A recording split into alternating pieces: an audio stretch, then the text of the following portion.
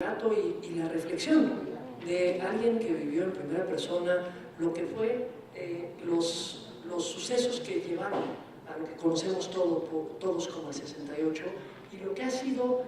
la recreación posterior del Estado mexicano a partir de estos hechos y en los contextos que se ha dado. En ese sentido, habiéndole escuchado y previo a dar lectura a algunas preguntas y comentarios que ya hemos recibido del público, y que por cierto les recuerdo que en el auditorio se encuentran compañeras y compañeros del instituto con papeletas para que se puedan hacer llegar preguntas y comentarios al maestro Guevara, me permitiré hacer algunas reflexiones breves en torno a esto. Me parece que cuando hablamos de democracia en México, casi siempre nos limitamos a las instituciones como una especie de ancla conceptual. Miramos la democracia a partir de las instituciones. Nos referimos a esta institución en la que estamos hoy, encargada de organizar elecciones, a los organismos públicos locales electorales en cada una de las entidades federativas, al Tribunal Electoral, a los partidos políticos. Nos referimos a la renovación del gobierno a través de elecciones periódicas y libres. Sin duda, las instituciones son una parte importantísima de la democracia, son una parte central, tal vez, de la democracia, pero para entender la significancia de estas instituciones, me parece que es importante traer a cuenta las diversas luchas, los múltiples sacrificios individuales y colectivos que dieron lugar a la creación y a la permanencia de estas instituciones. De ahí la importancia de una reflexión como la que nos propone el maestro Guevara. Desde la óptica de las instituciones, sin duda, muchos señalarían que la reforma política del 77 es una fecha clave que da origen a la transformación democrática de México. Hay un cierto argumento que narra la historia política de México de reforma en reforma electoral, trazando un entramado institucional que cada vez se volvió más complejo y a la par dio lugar a elecciones más competitivas que nos llevaron a la alternancia en el 2000. Desde 1977 a 2014 hemos vivido en México 11 reformas electorales.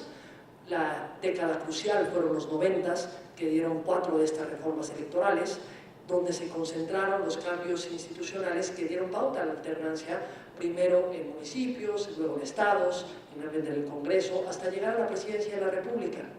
Sin duda estas reformas electorales son de mucha importancia, pero creo que la reflexión a la que nos trae el maestro Guevara es que concentrarnos en ellas sin ver el contexto en el que se dieron nos da una visión parcial. Es muy atractivo trazar una historia con fechas y eventos tan precisos como las reformas electorales, pero este equivale a entender la democracia solo como un asunto institucional, ignorando lo que estuvo detrás de ella, es decir, la lucha de muchísimos mexicanos y mexicanas. Por el contrario, me parece que en su contexto y en los términos que nos lo planteó el maestro Guevara, el origen de las transformaciones democráticas de México lo podemos ubicar en el 68, en el valiente movimiento estudiantil que comenzó a resquebrajar la hegemonía del autoritarismo en México. A pesar de que transcurrió casi una década entre el movimiento del 68 y la primera gran reforma político-electoral, me parece que esta no se puede entender sin mirar el parteaguas que fue el 68, porque además de estar en el origen del cambio institucional, el 68 fue crucial para la democracia, como se ha señalado, porque la democracia no solo tiene que ver con los cambios institucionales, sino también con las relaciones sociales, con las libertades individuales, la libre expresión, el debate de ideas, también con una cultura de tolerancia hacia el prójimo. Y aquí voy a citar una pequeña frase que tiene el maestro Guevara en su libro La libertad nunca se olvida, Memoria del 68, y dice: y este fue el primer logro del movimiento estudiantil del 68, creó un espacio de libertad, de donde habría de surgir una nueva generación de ciudadanos, abrió un camino de lucha por la democracia que no se volvería a cerrar. Este es uno de los grandes puntos de partida del movimiento del 68. Y en ese sentido, ese movimiento fue un laboratorio de nuevas ideas. En él se deconstruyeron ciertas jerarquías sociales que se retroalimentaban con el autoritarismo mexicano. Fue un laboratorio de organización política, como bien se ha señalado. Fue un gran experimento de libertad de expresión, donde los estudiantes se atrevieron a criticar al gobierno e incluso al presidente mismo. Cuestión que tal vez hoy a nosotros nos resulta muy normal. pero que en ese contexto era completamente inusitado, tan inusitado que tuvo como respuesta, la respuesta que tuvo por parte del Estado mexicano. A partir de este laboratorio se difundieron entre la sociedad mexicana estas nuevas ideas, esta mirada crítica. Ya a partir de este gran experimento que llegó a un trágico fin en la represión del régimen, comenzó también el cuestionamiento a ese régimen que fue el régimen represor. El movimiento también abrió un espacio ideológico a un panorama cerrado que se vivía en México, una apertura a movimientos que se dieron en otros países del mundo, Praga, París, Berkeley, Chicago, Tokio, que también tuvieron movimientos estudiantiles en este mismo contexto. Es sin duda cierto que el movimiento estudiantil del 68 no lo podemos considerar un hecho aislado, como se señalaba al principio de la plática,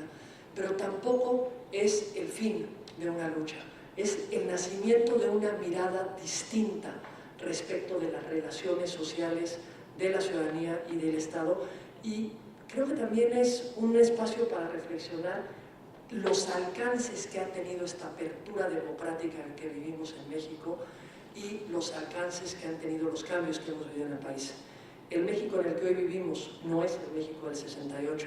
hay muchas diferencias, hay muchos avances, pero también hay muchos retos que me parece que una mirada hacia lo que hemos vivido nos ayudará a entender mejor y a enfrentar mejor. Y de ahí que yo agradezco las reflexiones que nos propone el maestro Guevara. Y voy a traer a cuenta un par de preguntas, si me permite,